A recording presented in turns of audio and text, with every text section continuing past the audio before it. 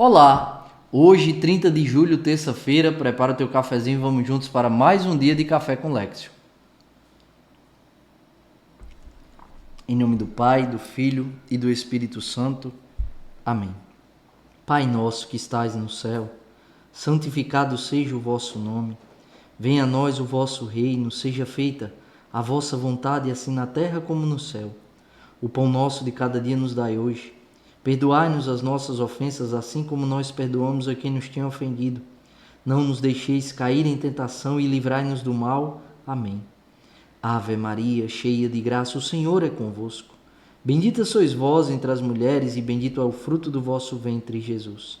Santa Maria, Mãe de Deus, rogai por nós, pecadores, agora e na hora da nossa morte. Amém. Glória ao Pai, ao Filho e ao Espírito Santo, como era no princípio, agora e sempre. Amém. Nossa Senhora, medianeira de todas as graças, rogai por nós. São José, providenciai e intercedei por nós. Continuamos unidos, em nome do Pai, do Filho e do Espírito Santo. Amém. Primeira leitura de hoje, leitura do livro do profeta Jeremias, capítulo 14, versículos 17 a 22. É uma palavra que, olha o versículo 17, o que o profeta Jeremias reza, fala, proclama. Derramem lágrimas meus olhos, noite e dia, sem parar, porque um grande desastre feriu a cidade, a jovem filha de meu povo, um golpe terrível e violento. Se eu sair ao campo, vejo cadáveres abatidos à espada. Se entrar na cidade, deparo com gente consumida de fome. Até os profetas e sacerdotes andam à toa pelo país. Eu quero falar, essa palavra é uma palavra em que, se você for até o versículo 22, você vai perceber que há aqui uma lamentação, mas há aqui também uma palavra de contrição diante de Deus.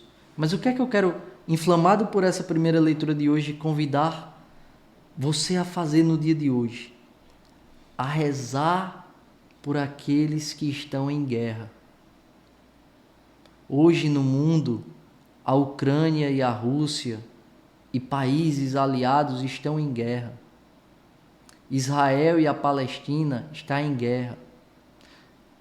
Hoje, enquanto a gente está aqui fazendo a Lexio Divina, muitas pessoas estão passando fome.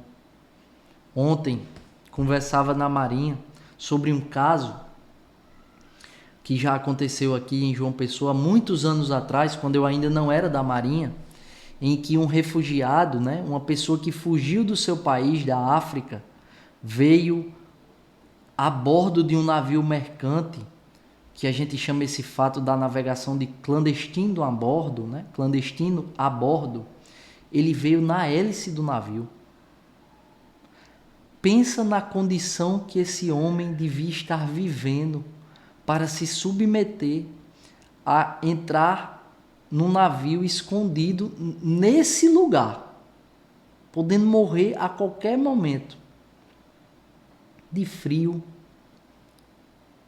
esmagado pela hélice, decepado pela hélice, afogado, de fome, mas ainda assim preferiu se submeter a fugir dessa forma do que ficar no seu país de origem, que certamente deveria estar em guerra civil, passando fome, passando miséria. E muitas vezes a gente reza todos os dias por aquilo que a gente quer conquistar, graças materiais e espirituais, e a gente esquece de rezar pelos nossos irmãos que precisam da nossa oração. Pessoas que passam fome todos os dias. Não é que a pessoa tem fome e vai comer e vai passar a fome, não. Ela tem fome hoje e vai dormir com fome, acorda com fome e amanhã ela tem fome de novo. E a condição de vida dela é passar fome. Pessoas vítimas de uma imensa desigualdade. E não somente isso, vítimas de guerra, vítimas de países em que há uma precariedade imensa. E hoje eu queria te convidar a rezar por essas pessoas, a pegar o texto e rezar por essas pessoas, esses nossos irmãos que passam fome, esses nossos irmãos que vivem em países que estão em guerra, perdendo os seus parentes, os seus familiares, dormindo e acordando na incerteza de que se vai estar vivo no outro dia. Um dos maiores atos de amor que a gente pode cometer pelo outro é rezar pelo outro. Sobretudo rezar por aquelas pessoas que nem nos conhecem, mas que nós sabemos de suas condições de vida. Fica o apelo, fica o convite. Teu momento de oração no dia de hoje, dedica a essas pessoas que precisam tanto da graça de Deus, da intervenção do céu, para que de fato a graça de Deus os alcance e eles possam ter uma vida melhor, que a paz possa reinar no país que estiver em guerra e que a fome seja cada dia mais erradicada do nosso meio, porque é muito bom ver uma pessoa que não tinha nenhum modo de subsistência passar a ter e existir com dignidade, a mesma que eu e você nós temos para existir. Esse é o grande desejo de Deus, eu não tenho dúvida. O evangelho de hoje, Mateus capítulo 13, versículos 36 a 43. Os discípulos pedem para Jesus explicar a parábola do joio. E eu vou ler a palavra, porque ela é autoexplicativa, pedagógica, didática, assim como Jesus de fato é. Naquele tempo, Jesus deixou as multidões e foi para casa. Seus discípulos se aproximaram dele e disseram: explica-nos a parábola do joio. E Jesus respondeu, abre aspas para Jesus: aquele que semeia a boa semente é o Filho do Homem, Jesus. O campo é o mundo. A boa semente são os que pertencem ao reino. O joio são os que pertencem ao maligno. O inimigo que semeou o joio é o diabo. A colheita é o fim dos tempos. Lembra que a gente falava sobre isso? Que o dono do campo disse, não arranca agora não, porque senão vai arrancar joio e trigo junto. Espera crescer, tira o joio, queima. Jesus está falando da realidade do inferno. Está aqui, bem explicadinho. Pega o trigo e coloca no meu celeiro. Jesus está falando da realidade do céu. E aqui ele está explicando. A colheita é o fim dos tempos. Os ceifadores são os anjos. Olha que didática. Como o joio é recolhido e queimado ao fogo, assim também acontecerá no fim dos tempos. O Filho do Homem, Jesus, enviará os seus anjos e eles retirarão do seu reino todos os que fazem os outros pecar e os que praticam o mal. Hora da gente fazer o nosso examezinho de consciência, porque muitas vezes a gente não se contenta em pecar. A gente leva o outro ao pecado. Quer ver? A fofoca. Quando a gente fofoca, quando a gente pratica maledicência, o que é que a gente faz? A gente não somente peca, porque está maldizendo o outro, mas a gente faz o outro pecar. Porque a gente leva a maledicência para o outro e o outro se anima, né? Muitas vezes o outro se anima. Quando a gente fofoca e fala mal, a pessoa fica mais animada e fala mais mal do outro do que a gente fez. Então a gente fez o outro pecar. Eu estou dando um exemplo, a gente poderia dar vários. E olha Jesus falando, todos os que fazem outros pecar e os que praticam o mal, aquele que leva a impureza para o coração do outro. E depois os lançarão na fornalha de fogo.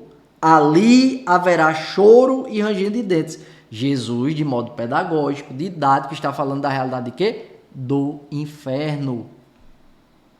E é preciso que a gente tenha essa consciência. Olha que coisa linda. Então os justos brilharão como o sol no reino de seu Pai. O sol brilha tanto que quando você olha para o sol, você não consegue ficar olhando para o sol. É tão forte o brilho da luz do sol que a gente não consegue olhar para o sol. Vai fazer mal ao nosso olho de tão intenso que é aquela luz. A gente desvia e fica uma manchinha assim, ó, não é? E Jesus diz, os justos brilharão como o sol no reino de seu Pai. Você vê a glória que será vivida no céu. E olha essa frase de Jesus, que na verdade é uma ordem para mim e para você. Porque Jesus falou da realidade do inferno, falou da realidade do céu. E Jesus ordena no final. Quem tem ouvidos, ouça. Meu irmão, não dá para ser metade joio e metade trigo.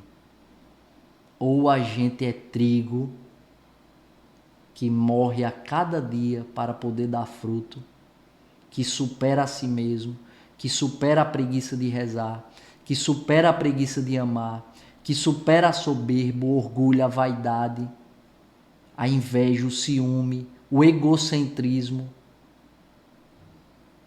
Ou a gente é trigo que morre para dar fruto, gastar-se pelo outro e por Deus, ou a gente é joio que com a nossa vida grita: eu não servirei, eu só quero ser servido, eu não servirei. Não dá para ser metade joio e metade trigo. E é isso que Jesus, de modo muito assertivo, vem nos ensinar no dia de hoje. Peçamos ao Espírito Santo essa graça, a força necessária, a graça necessária para que sejamos, hoje e sempre, o trigo que o Senhor, no momento oportuno, colherá para o seu reino. Que Deus nos abençoe e nos aprove a cada passo. Se vivo, vivo pela misericórdia do Senhor.